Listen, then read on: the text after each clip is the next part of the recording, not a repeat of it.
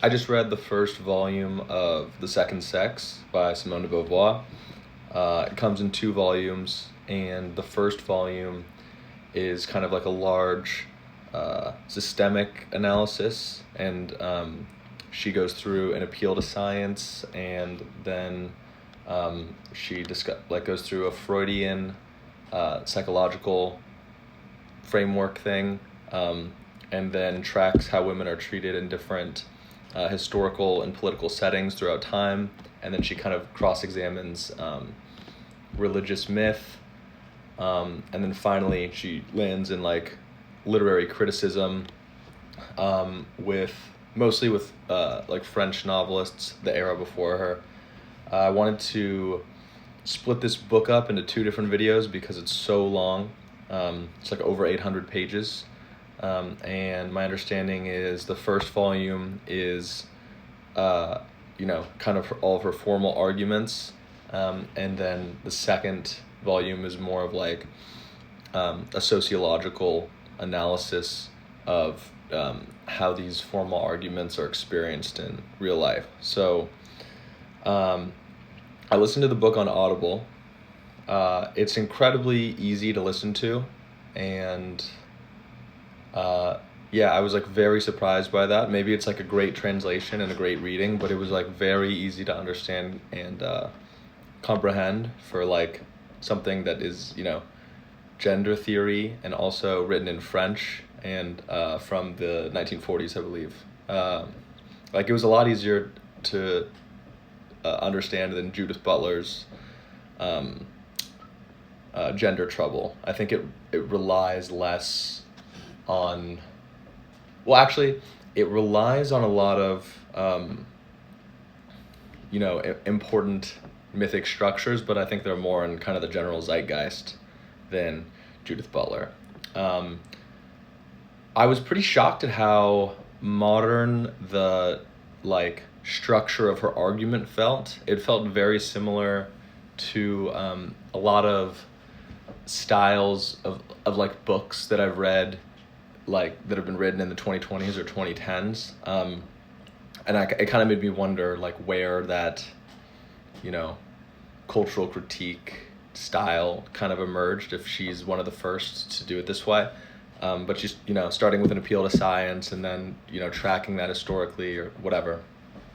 Anyway, her big claim is basically, the famous line is that a woman is not born, a woman is constructed. And by that she means like you inherit all of these myths and social systems and political ideologies from the past, and they're placed on you, and then you kind of embody them, and you do have a felt experience, experiencing all of these different things as you are, but they don't necessarily belong to you. You've kind of inherited these different myths. Feels like one of the core kind of foundational ideas of like identity politics. And then I think from this point on, it gets more and more, race and class and different definitions of gender, and certain things get more and more swept up into this idea. I understand she's in this lineage of being after, I think, Michel Foucault and Sartre, and they basically, explain things like gender as a result of circumstance, not biologically. She goes through the beginning and kind of she discusses all the biological differences between like man and woman, and then she talks about like how they, she does that basically to show that they don't necessarily correspond to different social roles, which is interesting. She then goes into Freud and talks about how basically everything in Freudian psychology is written with man as the primary and women as like the other or object of desire, or sometimes just kind of included as an afterthought. I think the best example of that was when she goes through the Oedipus myth and how important that is. And then the female version of it is the Electra myth, but it's kind of like just a mirror of the male version and tacked on as like an afterthought. Like I don't think people really believe that women kind of, progress out of their household that way. It was an interesting, for me, this kind of unlocked a key of like why like feminist theory and some of these things are so wrapped up in communism. I never really understood that. She goes through this whole section about how like, upper class women, though oppressed relative to the men they're with, are better off than lower class women. And because of that kind of relational value, they don't really want to change the system. And those women the upper class women are a lot freer. And so they basically said like, in order to unite all women, you need to get rid of class structure, which finally I kind of understood why this exists in a lot of like communist far left movements.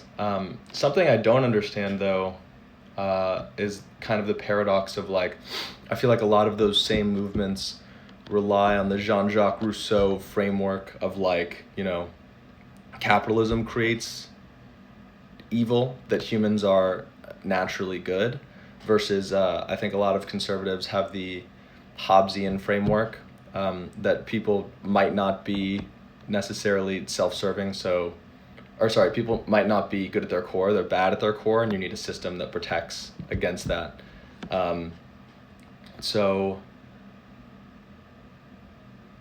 It just feels very Hobbesian that men who have an unfair biological advantage just with like size and not having to be pregnant, maybe a higher propensity for violence, certain things like that,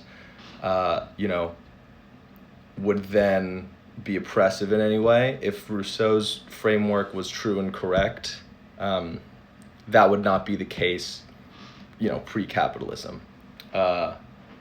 So that was interesting to me. I don't really understand how those two things can exist in the same axes of like thought and belief, but I think a lot of politics are kind of paradoxical and end up getting kind of packaged together. And it's funny too because there's some Paris lore as well of Simone de Beauvoir and Sartre would go to Dumargot with Camus, and they were all communists, and then Camus had this break with communism. He thought that a lot of revolutions could become an excuse for violence, and that totalitarian ideology was very faulty. Camus kind of progressed in the same way as Dostoevsky, and that they were both communists early in their like intellectual careers, and then became anti-socialists. It made me think of, I was reminded of this thing I read by Jordan Peterson in one of his books, either 12 Rules for Life or Beyond Order, where he's talking about men are more likely to ruin their health in order to succeed at work. They're more likely to like risk their friendships or their health by basically like staying at their desk all the time to succeed, whereas women in a much healthier way are a lot more likely to kind of preserve themselves holistically rather than, treating themselves as the result of their work. They're much more likely to value friendships and health and certain things in a modern setting. So it made me think back on that and whether that's like a biological difference or a social difference. Let's see, I'm running out of time here. I had a lot more to talk about. She also goes through literary analysis at the end of the book and talks about how like Flaubert and Stendhal talk about women in literature. And I hadn't read a lot of those books, so now I'm excited to read them with this lens